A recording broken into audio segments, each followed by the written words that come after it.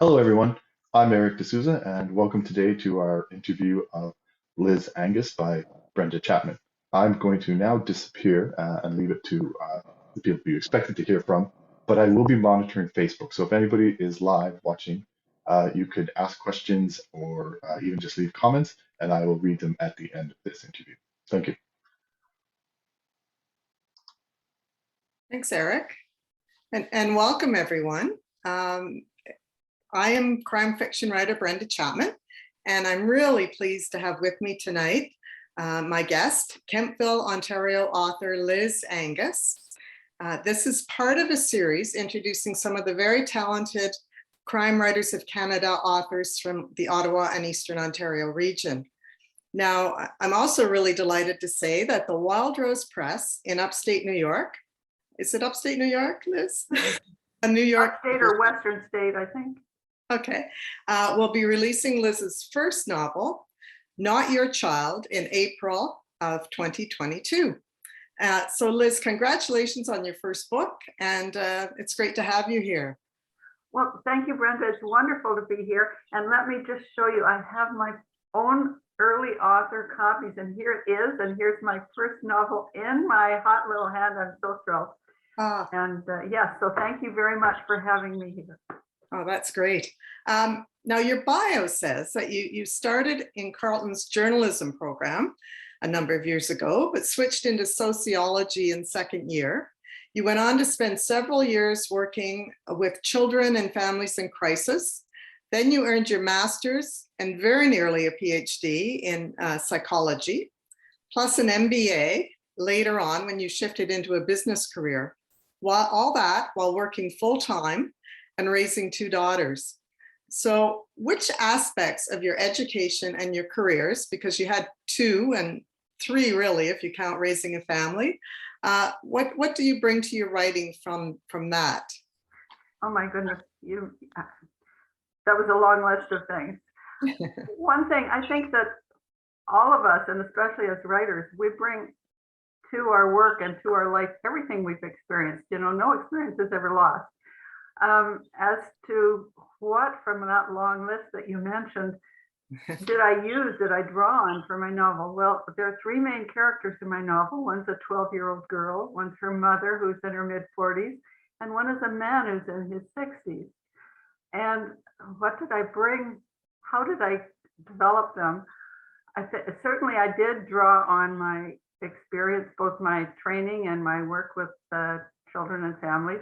But I also drew, and as my experience as a mother, of course, but also just my experience in life. I've been all three of those ages.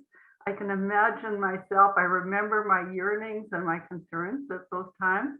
And I think I've helped bring that to my development of those characters in trying to explain and make clear how it was and why the things that happened in the novel might have happened.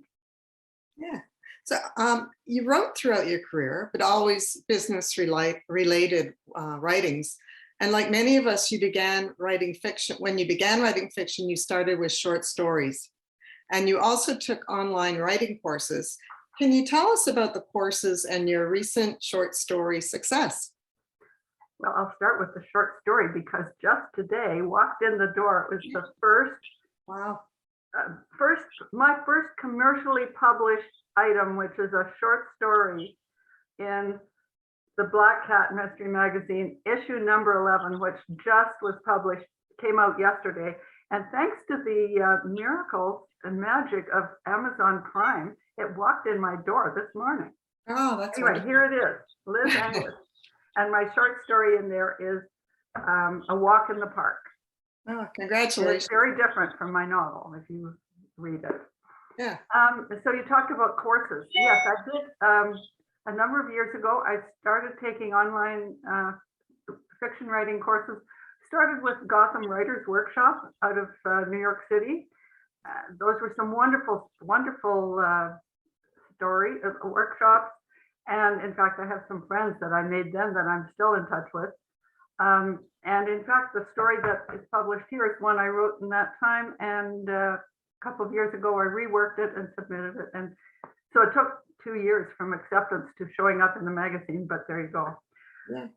And also, once I started working on my novel, I realized that I needed to know a lot more about writing a novel, pacing, character development, plot, a lot of the business things about being a writer. And I took a number of courses offered through the Sisters in Crime, particularly through the Guppy chapter. The Guppy stands for Great Unpublished, and it's a wonderful chapter of the Sisters in Crime. It started as a way to encourage new writers to go through the learning process and become published. And many Guppies are now published, but still hang around to help those of us who are just emerging or just learning. And they offer some wonderful, wonderful and very inexpensive online courses led by some superlative writers. And so those certainly were something that I benefited from. Yeah, yeah.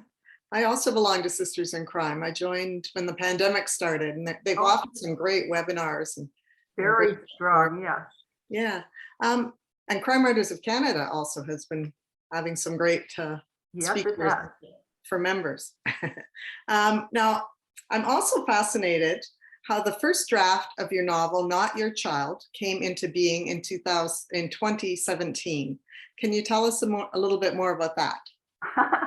Yes, it was my project for National Novel Writing Month, NaNoWriMo, in 2017. And I'd heard of, this is an event that happens once a year in November. It's been going on for quite a number of years, and hundreds of thousands of people all over the world take on the challenge of writing 50,000 words in a month. And I'd heard of this for some time. It really hadn't impinged on me, but I had been retired for a little bit, and I had just come off a stint being on my local hospital board. In fact, I'd been the chair for the last 2 years. Suddenly, my agenda was free. I had nothing, no obligations. And then I heard of NaNoWriMo, and I thought, well, here we are. November's coming up. If I'm not going to write a novel now, when am I going to write it? And so I had no idea. Could I write 50,000 words in a month? Well, I did. And then I realized that to turn that into a novel is going to take a lot of learning and work. But so that's how it started. Wow, that's a real accomplishment. I don't think I could do 50,000 words in a month. I didn't say they were good words. Now, your road to publication really is a lesson in tenacity and never giving up. You counted 81 rejections from publishers and agents before the Wild Rose Press accepted Not Your Child. How did you deal with the rejection letters, and what kept you going? Determination, I guess. So first of all, this wasn't a steady stream of rejection. It really came in 3 batches. I got to the point where I thought, okay, I think this is ready to start submitting, sent out a bunch of letters and had interest, but then they came back with no's and no's. So first of all, I managed not to get defensive about it. What I took from it was, okay, I guess this wasn't quite ready and I need to do more work. So then I had another point where I thought I was ready to submit. Again, I was getting rejections, and it was in the 3rd round, the middle of the 3rd round, that Wild Rose did accept it. So towards the end of that, I was getting, more and more people who wanted to see the manuscript or gave me good feedback. I did, I won, it was a finalist on a prize and so on. So I felt I was getting close, but I just took the approach that I'm in this to learn what I'm doing. And so the pandemic was actually a blessing there, because between 2020 and 2021, I completely rewrote the novel twice. Wow. I had nothing else to do, right? Yeah. Well, that really, if you can take from what they're telling you and keep improving your work, I did the same thing with my first book. It takes a while, but the rejection is tough. You can't take it personally. You take it as this is grist for the mill. It's how you learn. Mm-hmm. Mm-hmm. So can you tell us about the premise of Not Your Child and give us the 1-minute elevator pitch? Okay. Well, so Susan is a single mother of psychologist. She lives in Ottawa. She has a 12-year-old daughter. She learns that there's a strange man following her daughter, has been following him. And it turns out that his name is Daniel, he actually believes that her daughter, Maddie, is actually his granddaughter who was abducted as a baby many years ago. And Susan is certain, she knows he's wrong. And to prove that he's wrong, she insists that they have DNA tests. Well, this DNA test confuses her mightily and upsets her because it says that she is not Maddie's mother. And then Maddie disappears, and she's certain Daniel has grabbed her, but Daniel has an alibi and has been searching his house. There's no sign of Maddie. So where is Maddie? What a great premise. I came up with the whole premise in NaNoWriMo, I'll tell you. Wow. I want to read that. Good. Now you categorize Not Your Child as suspense rather than a traditional mystery. And I note that the novel placed second in the Daphne du Maurier contest for excellent in mystery suspense for unpublished writers in 2021. Congratulations again. And what makes your book suspense rather than a mystery? Well, I think in a mystery, there's something that needs to be solved. Many mysteries start out with a murder or something that you have to figure out what's going on. And suspense, in my mind, there's a lot of overlap, of course, but suspense has something to dread. Something is terrible could happen or will happen. And the problem is how to prevent it, can you stop it? And throughout a suspense novel, ideally the suspense builds because the threat gets stronger and stronger, or you learn more and more about what might happen. And so that's the difference. Obviously, there's a lot of suspense in every mystery, and there are mysteries in a suspense. Another third category you didn't even mention is thriller. And those are often all lumped together. So who knows? But that's, in my mind, that's the difference. As long as the reader keeps turning the pages. Sure. Okay. How important has the writing community been for your writing journey, Liz? Absolutely indispensable. Well, I already talked about Sisters in Crime and the Guppies, but I've met in the last 4 years, I guess, I've been working on this novel. I've certainly met both online and in person quite a number of writers, and just the ability to share experiences or exchange. I've had people that I've exchanged manuscripts with. We critique each other's manuscripts, and honest impressions from another writer who can say, I think this would work better if you did XXX, which I might agree with or not agree with. All of that helps. And also, they can be a cheering squad. They can be, give you information or leads or referrals. All of that is just so important, and it has really strengthened my confidence. And I think I've learned a lot from my fellow writers. Are you part of the North Grenville Writers Group? I am indeed, yes. Yeah, that's a great group. It is. It's a lovely group. So what are your plans around the release of Not Your Child in April? Well, I've just been talking to our local library. I'm hoping to do a live launch there, assuming that will go ahead. We don't know. And more generally, I'll be doing whatever I can to make sure people know about my book. I have engaged a virtual tour company who are called Partners in Crime Virtual Tours. And they are setting up in the month of April a whole string of visits, guest blogs, reviews, etc., that will take place throughout the month. So all of that, my whole job, as I said, I'm an unknown writer, so I have to try and make sure that I can increase my reach. So nobody's going to read my book if they've never heard of it. Exactly. So what are you working on next, Liz? Well, we had another November just now, didn't we? So I actually did another NaNoWriMo, and my premise this time was, it's a what if question.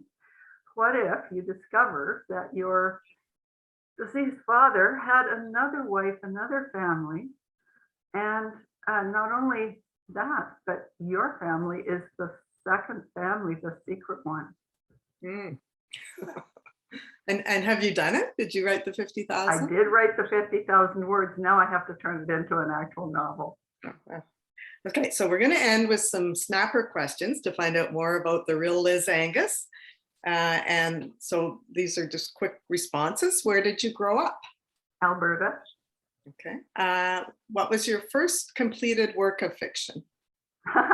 Was well, not counting the fables that I wrote when I was 5 or 6, but I did write an entire novel. The summer I was 9, I was in my cousin and I spent the summer hanging out in her hayloft writing novels. Wow. So you grew up on a It's farm? long lost. I have no idea even what it was about. Were you grew up on a farm? I grew up on a farm, yes. Okay. And what did you enjoy most about, or what do you enjoy most about living in Kentville? Well, there's a wonderful community here. And I also love being close to nature. I love to walk, and we have so many lovely nature trails, and you know, it's just a lovely place to live. I also find that it's close to get to Ottawa, and it's easy to get to Toronto, where my kids are. So you know, it's a good location from that point of view too. Yeah. Do you have any other hobbies or interests? Well, reading, of course. Walking, I've already mentioned. Up until a few years ago, I was doing a lot of walking. I did 14 half marathons in Ottawa and Toronto and one in New Orleans. Wow. Which author or authors have been the greatest influence on your writing, would you say? Oh, that's hard. I've read and loved so many authors, and I'm not sure who has influenced my writing. There are some authors that I can't even claim they've influenced me, because I wouldn't compare my writing at all to them. But some, like Kate Atkinson, I really love, or Emma Donoghue. Oh, you know, I just cannot give you a single author. Yeah. Okay. And what is your idea of a perfect day? I think there are two kinds of days. The one day would be where it's a sunny day. I have nothing that I have to do, and I have a pile of books I can read. That's one kind. Another kind would be I'm in a foreign city and I can explore the city. Will sound great. And what's something people might be surprised to learn about you? Well, they might be surprised to know I'm fluent in German, or at least I used to be. I went to university in Germany for a couple of years after high school. I certainly can still understand it and read it. My vocabulary and my grammar have sadly withered, let's put it that way. But you know, I think a lot of people don't know that about me. Okay. So Liz, where can people find out more about you and more about your books and purchase your book? Yes. Where? Mm-hmm. My website, which is lisangus.com. Liz is with an S. Let me point that out. I'm named after my German grandmother, and Elisabeth is spelled with an S in German. You can see your name on the poster behind you. That's true. That's true. Yes. Okay, and we will put your website down below on the YouTube site where this will be posted as well. That's lovely. So I want to thank you, Brenda, for this lovely interview. And I also want to congratulate you on your next book coming out, which I think is coming out in a couple of weeks. Yes. Called Blind Date, right? Yes, a couple of days actually, March 1st. Thanks, Liz. Yeah. You're saying that. And I think, Eric, are you coming back in, or we have some questions?